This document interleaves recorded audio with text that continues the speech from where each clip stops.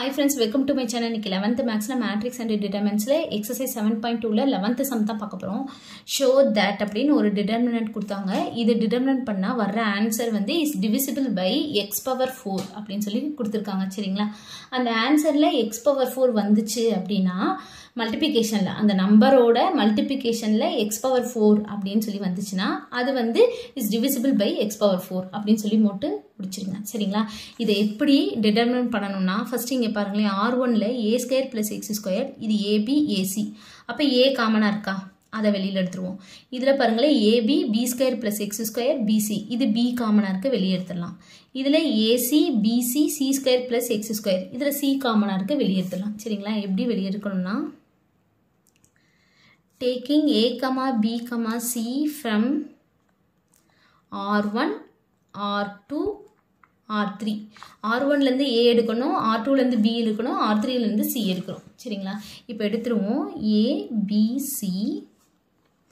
இப்போ இதுல a வெளிய எடுத்துட்டோம் அப்படினா இதுல a வெளிய எடுத்துட்டா ஒரு a இருக்கும் பிளஸ் இதுல a டேர்மே இல்ல. அப்ப டிவைட்ல வரும் x² / a ன்னு வரும். சரிங்களா? அது a + x² / a. சரிங்களா? அடுத்து இதுல a போச்சுனா b, இதுல a போச்சுனா c. அதே மாதிரி தான் இதுல b வெளிய எடுக்கிறோம். b வெளிய எடுத்துட்டோம்னா இது a, இது இதே மாதிரி தான். ரெண்டு b க்குல ஒரு b பேரும் ஒரு b இருக்கும் பிளஸ் இதுல b டேர்ம் இல்லாதனால டிவைட்ல இருக்கும். அப்ப x² / b. அடுத்து இது c. சரிங்களா? அடுத்து இதுல இருந்து c ய வெளிய எடுக்கிறோம். வெளிய எடுத்தோம்னா இது a, இது b, இதே மாதிரி தான் இது c + x² / c.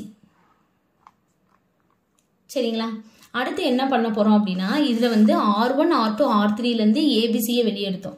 இப்போ என்ன பண்ணனும்னா c1 c2 c3 ல இந்த a c1 ன a ஆல மல்டிப்ளை பண்ண போறோம், c2 வை b ஆல மல்டிப்ளை பண்ணனும், c3 ய c ஆல மல்டிப்ளை பண்ண போறோம். சரிங்களா?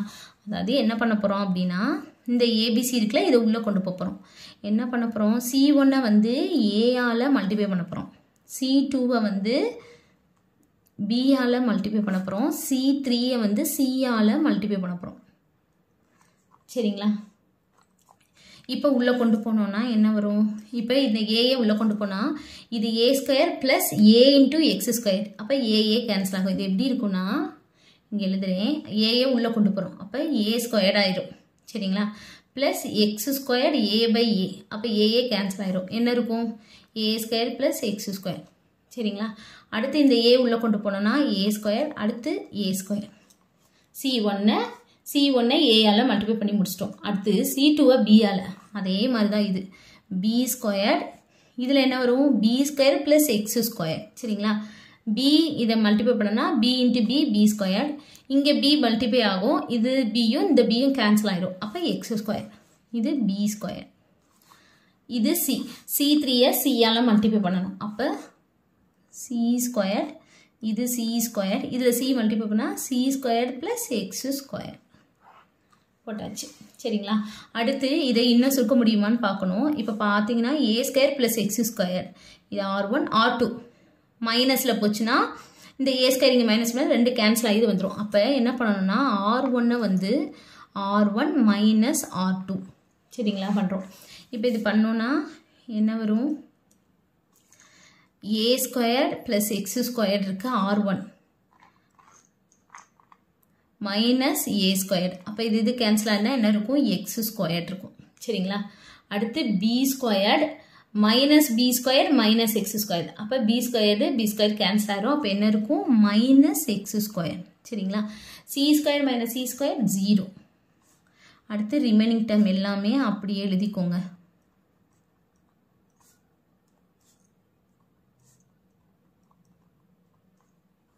எழுதிட்டு அடுத்து என்ன பண்ண போறோம் அப்படினா இத பண்ண போறோம். அதாவது r2 வை r2 - r3 பண்ண போறோம். சரிங்களா? இது a² - a² 0 ஆயிரும்ல, அதனால இப்போ r1 அப்படியே எழுதிடுவோம். x² - x² 0. இப்போ இது பண்ணோம்னா a² - a² 0. இது b² + x² - b². இது ரெண்டு cancel ஆயிடுச்சுனா x². c² - c² - x². இது ரெண்டு கேன்சல் ஆயிடுச்சுனா -x². சரிங்களா? அடுத்து இதை அப்படியே எழுதிக்குவோம். a², இது b², இது c² + x². எழுதிட்டோம். இப்போ இதை டிட்டர்மின் பண்ணுவோம். இது ப்ளஸ்ஸு, இது மைனஸு, இது ப்ளஸ்ஸு. சரிங்களா?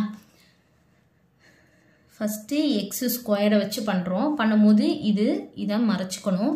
அப்போ இந்த 4 இருக்கும். சரிங்களா? இது இன்ட்டு இது மைனஸ் இது இன்ட்டு இது. அப்போ இது இன்ட்டு இது அப்படின்னு போட்டிங்கன்னா x squared into c square plus x square. அடுத்து minus b square minus X square. அப்போ என்ன வரும்? Minus X square B square. ஓகேவா? அடுத்து வந்து இந்த மைனஸ் எக்ஸ் ஸ்கொயர், இது மைனஸ் இன்ட்டு மைனஸ் என்ன ஆயிரும்? ப்ளஸ் ஆயிரும். அப்போ ப்ளஸ் எக்ஸ் ஸ்கொயர் வச்சு பார்த்தோன்னா இது போயிடும், இதுவும் போயிடும். அப்போ இந்த 4 டேர்ம். சரிங்களா? இது ரெண்டையும் மல்டிப்ளை பண்ணால் 0, இது ரெண்டையும் மல்டிப்ளை பண்ணணும். ஃபஸ்ட்டு என்ன வரும்? 0 வந்துடும். ஏன்னா இதையும் மல்டிப்ளை பண்ணால் 0. இது பண்ணோன்னா மைனஸ் எக்ஸ் ஸ்கொயர் ஏ ஸ்கொயர். சரிங்களா? அடுத்து 0 பண்ணோம்னா 0, அதனால் ப்ளஸ் 0ன்னு போட்டு வச்சுக்கோங்க. முடிஞ்சிருச்சு. இப்போ ஃபஸ்ட்டு என்ன பண்ண போகிறோம்? எக்ஸ் ஸ்கொயர்டு, இந்த எக்ஸ் ஸ்கொயரை உள்ளே மல்டிப்ளை பண்ணி வச்சுக்கோங்க. அப்போ C square X square plus X power 4. இங்கே எக்ஸ் ஸ்கொயர் உள்ளே போச்சுன்னா X power 4 minus into minus X square B square. சரிங்களா? அடுத்து ப்ளஸ் எக்ஸ் ஸ்கொயர் இன்ட்டு 0. சரிங்களா? 0. அடுத்து எக்ஸ் ஸ்கொயர்டு இது ப்ளஸ் ஆயிரும் into X square plus A ஸ்கொயர்னா plus X power 4 A square plus 0.